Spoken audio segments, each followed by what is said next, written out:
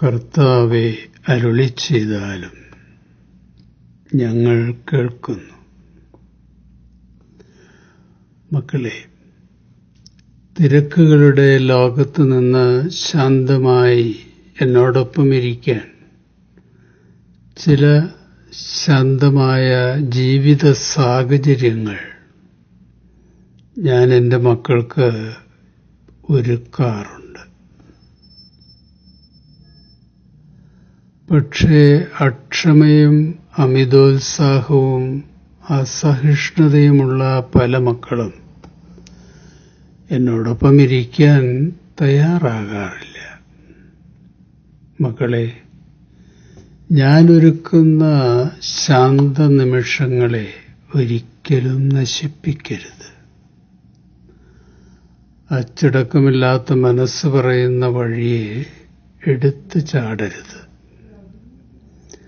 ദൈവരാജ്യത്തെ ധന്യമാക്കിയ അനേകം വിസ്മയ സൃഷ്ടികൾ മനുഷ്യർ നടത്തിയിട്ടുള്ളത് രോഗക്കിടക്കയിലും കാരാഗൃഹങ്ങളിലും വച്ചാണെന്ന സത്യം മക്കൾ മറക്കരുത്.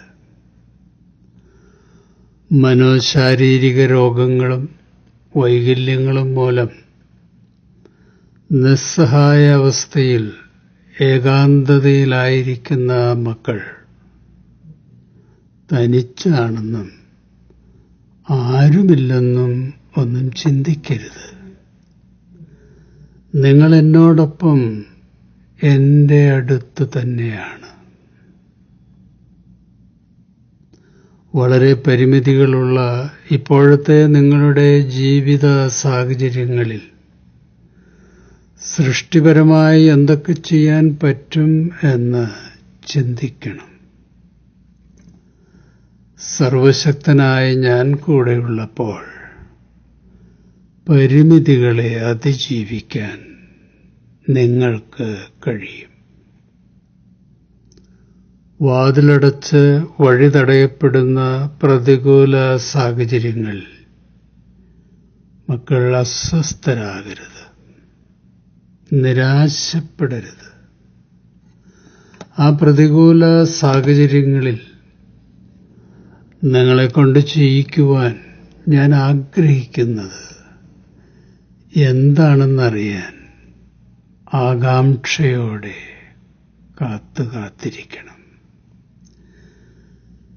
Limitations can be liberating when your strongest desire is living close to me. മക്കളെ, എന്നിലുള്ള ആശ്രയബോധത്തിൽ മനസ്സുറപ്പിക്കുമ്പോൾ എൻ്റെ സാന്നിധ്യം നിനക്ക് അനുഭവമാകും. എനിക്ക് വേണ്ടിയുള്ള ഏകാന്തതയിലെ കാത്തിരിപ്പ് നിഷ്ഫലവും നിഷ്ക്രിയവുമാണെന്ന് മക്കൾ ഒരിക്കലും ചിന്തിക്കരുത്. ഒച്ചവെക്കുന്നവർക്കും വൈകാരികമായി പ്രതികരിക്കുന്നവർക്കും സ്വന്തം മഹത്വം പ്രകടിപ്പിക്കുന്നവർക്കും പ്രശംസയും റേറ്റിംഗും കിട്ടുന്ന ലോകത്താണ് മക്കൾ ജീവിക്കുന്നത്.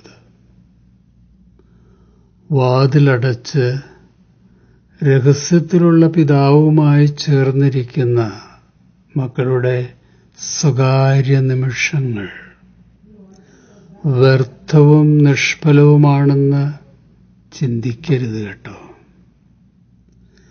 ലോകത്തിൽ നിന്ന് അടർത്തി മാറ്റപ്പെട്ട് എന്നോട് ചേർന്നിരിക്കുമ്പോഴാണ് നിങ്ങൾ ശക്തരാകുന്നത്. അപ്പോഴാണ് നിങ്ങളിലെ സർഗപ്രതിഭ ഉണരുന്നത്. ബലഹീനതയിലാണ് എൻ്റെ ശക്തി നിന്നിൽ പ്രബലപ്പെടുന്നത്, പ്രകടമാകുന്നത്. മക്കളെ, എൻ്റെ സ്വസ്ഥതയിലേക്ക് നിങ്ങൾ കടന്നു വരൂ, വിശ്രമിക്കൂ. അപ്പോൾ നിന്റെ ആത്മശരീര മനസ്സുകളിലെ ക്ഷതങ്ങളും വ്യാധികളും തകർച്ചകളും ഞാൻ സുഖപ്പെടുത്തും. എന്നോടൊപ്പമുള്ള സ്വകാര്യ നിമിഷങ്ങളിൽ ഞാൻ നിന്റെ ഹൃദയത്തെ പുതുക്കും. പുതിയ ഹൃദയത്തിൽ പരിശുദ്ധാത്മ സന്തോഷവും സമാധാനവും ഞാൻ നിറയ്ക്കും. എന്റെ സ്വസ്ഥതയിൽ എന്നോടൊപ്പമിരിക്കുന്ന മക്കൾ നേടുന്നത് വിസ്മയ അനുഗ്രഹങ്ങളും കൃപാവരങ്ങളുമാണ്. യെശയ്യാ പ്രവചനം 30-15 അതിനാൽ ഇസ്രായേലിന്റെ പരിശുദ്ധനായ ദൈവമായ കർത്താവ് അരുളിച്ചെയ്തു, തിരിച്ചുവന്ന് സ്വസ്ഥമായിരുന്നാൽ നിങ്ങൾ രക്ഷപ്പെടും. സ്വസ്ഥതയും ആശ്രയവുമായിരിക്കും നിങ്ങളുടെ ബലം. 2 കൊരിന്ത്യർ 12 അവിടുന്ന് എന്നോട് അരുളിച്ചെയ്തു, നിനക്ക് എൻ്റെ കൃപ മതി.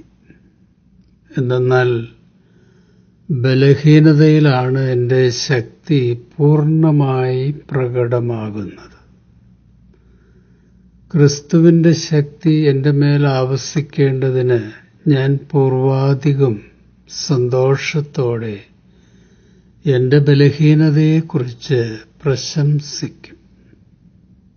അതുകൊണ്ട് ബലഹീനതകളിലും ആക്ഷേപങ്ങളിലും ഞെരുക്കങ്ങളിലും പീഡനങ്ങളിലും അത്യാഹിതങ്ങളിലും ഞാൻ ക്രിസ്തുവിനെ പ്രതി സന്തുഷ്ടനാണ്.